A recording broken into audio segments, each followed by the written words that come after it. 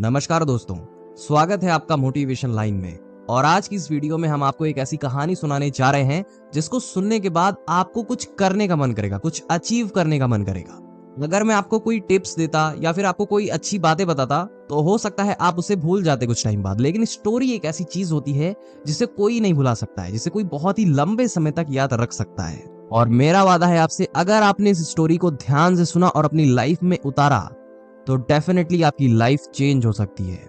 दोस्तों, ये कहानी है एक ऐसे राज्य की जहां का नियम थोड़ा अलग था और आपको सुनकर थोड़ा अजीब लगेगा कि ये कैसा नियम हो सकता है, पर उस राज्य का यही नियम था कि 5 सालों तक कोई व्यक्ति अगर राजा है तो उसके 5 साल पूरे होने के बाद उसे उसके राजगद्दी से हटा के उसे जंगल में भेज दिया जाता था, जहां पे बहुत ही ज्यादा जंगली जानवर रहते थे। कोई भी इंसानी बस्ती नहीं रहती थी और जानवर उसे मार के खा लिया करते थे।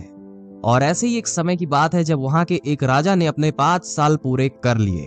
उस राजा को विदा करने के लिए सारा गांव आता है, उसे धूमधाम से विदा किया जाता है, बहुत ही ज्यादा आलीशान तरीके से उसे घोड़े पे बैठाया जाता है। सब लोग उसे अच्छे से गुड बाय करते हैं। और वहां पे एक चीज कॉमन थी, लोग राजा हंसते हुए तो आते हैं बनने, लेकिन जब वहां से जाते हैं तो उनकी आंखों में आंसू रहता है। लेकिन वहां पे गांव वाले जो थे, उन्हें जब राजा बनने का अवसर दिया जाता था तो उसमें से बहुत सारे लोग खुश हो जाते थे राष्ट्रीय ठाट भोगने के लिए। उन्हें यह नहीं पता होता था कि 5 साल बाद उनकी जिंदगी खत्म होने वाली है, क्योंकि उनकी आंखों के सामने राजमहल की चकाचौंध आ जाती थी। और जब गांव वाले पुराने राजा को भेज देते हैं, फिर लोग बात करते हैं कि अब नया राजा हमारा कौन होगा। बहुत ही ज्यादा सोचने के बाद एक ऐसे व्यक्ति को अवसर दिया जाता है राजा बनने के लिए जो उस गांव में बहुत ही ज्यादा चतुर और चालाक होता है। जैसे ही उससे पूछा जाता है कि अगर तुम्हें राजा बना दिया जाए तो तुम्हें 5 साल बाद जंगलों में भेज दिया जाएगा, क्या तुम्हें ये चीज मंजूर है?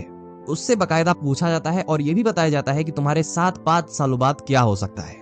वह व्यक्ति केवल 2 सेकंड चुप रहता है और तीसरे सेकंड में हाँ बोल देता है।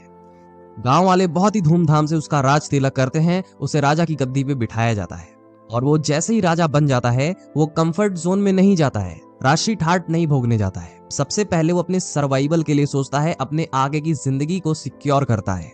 पहले ही सालों में जिस जंगल में राजा लोगों को भेजा जाता था, वहां जंगल की सफाई करवाई। वहां पे बहुत सारे राजा की कंकाल पड़े हुए थे, बॉडी पड़ी हुई थी जिसे जानवर खा चुके थे। जंगल को साफ कराने के बाद जितने भी जानवर थे वहां से गायब करा दिए राजा ने, और वहां पे एक गांव, एक कस्बा बनवा दिया। और गांव के बीचों बीच अपना एक आलीशान महल भी बनवा दिया था। और उस गांव में वो सब चीजें उपलब्ध करा दी उसने जो एक नॉर्मल गांव में जीने के लिए काफी होता है। और वहां के लोगों से ये कह दिया जाता है कि 5 साल बाद तुम्हारे राजा इस गांव में आएंगे, तब तक 5 सालों के लिए तुम्हें इस गांव की देखभाल करनी होगी। फिर वो जो व्यक्ति होता है वो पूरे साल अपना राष्ट्रीय ठाट भोगने के बाद जब उसका समय पूरा हो जाता है तो फिर से वही रस्म निभाई जाती है। सारे गांव वाले आते हैं धूमधाम से उसे विदा करने के लिए, घोड़े पे उसे बैठाया जाता है। लेकिन इस बार सिनेरियो कुछ दूसरा था। गांव वाले अक्सर देखते हैं कि कोई भी राजा जब जाता था तो उसके आंखों में आंसू थे, वो उदास रहता था। लेकिन ये जो राजा था वो बहुत ही खुश मिजाज में जा रहा होता है, जैसे ये कोई जंग जीत के जा रहा है, ये बहुत ही अच्छी जगह जा रहा है। वो राजा मुस्कुराते हुए सबसे अलविदा कह के वहां से चला जाता है। वह जब अपने राज्य में जाता है तो गांव वाले धूमधाम से उसका स्वागत करते हैं और फिर आगे की जिंदगी उसने आलीशान तरीके से बिताई। दोस्तों, ये स्टोरी तो थी बहुत छोटी, लेकिन ये सीख आपको बहुत बड़ी देती है।